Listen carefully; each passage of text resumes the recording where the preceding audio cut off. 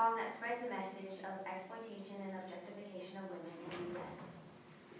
Media in the U.S. has become increasingly sexual, especially in the past 2 decades. A 1993 study reported an average of 17.5 instances of sexual behavior per film in the U.S. And by 1999, 2/3 of all primetime television content contains sexual content. The pornography industry has grown as well, currently earning $10 billion annually and making it one of the most successful forms of media in the world. Human trafficking is currently the second fastest growing criminal industry in the world. The majority of trafficking cases reported around the globe are instances of sex trafficking.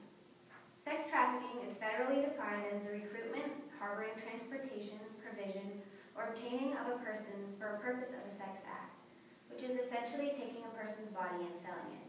And it is largely prevalent in the U.S., with approximately 14,500 to 17,500 trafficked victims entering U.S. borders annually. It is evident that sexual media and sex trafficking are both hugely prevalent in the U.S., but how are they linked? There is a common attitude of objectification and exploitation of women found in both of these industries. Both of these industries treat women as commodities to make profit off them.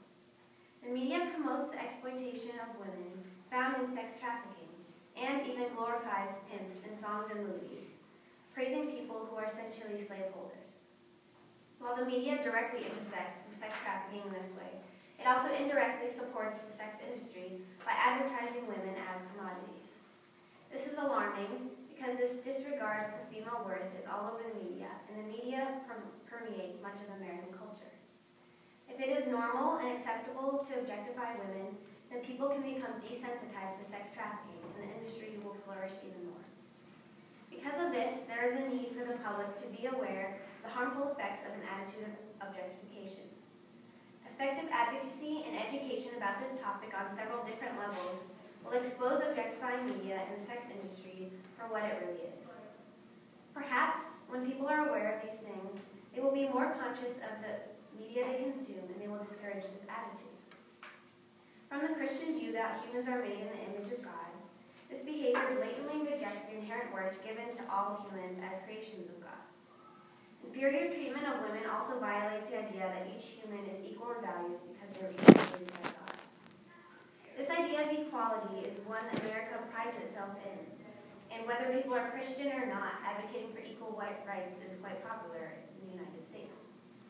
Even on a practical level, if justice is defined as whatever brings the most good to the greatest amount of people, a traditionally utilitarian view, objectification damages the usefulness of a society because women are seen as objects and their usefulness is ignored.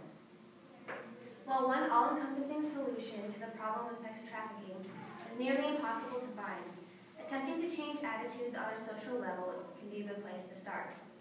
When the anti-sex trafficking and anti-objectification message is effectively communicated by exposing the true facts and reality of the crime and garnering the support of influential figures, this message can have the power to change attitudes. This advocacy must happen on several different levels, like churches, schools, and governments. But the most critical population to reach here is youth, who are large consumers of media. In order to make the anti-sex trafficking and anti-objectification message powerful enough to stir people to change, it must be effectively framed, which includes emphasizing how local sex trafficking is and how brutal the actual industry is.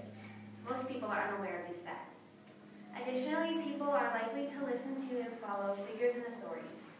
If this message is spread by respected public figures, it can have a huge impact on its listeners. We as Christians should take part in this advocacy and education because it is a violation of dignity to objectify humans. Because many people are uneducated about this issue, advocacy with effective approaches on different levels can have an impact on shaping attitudes towards sexually objectifying media and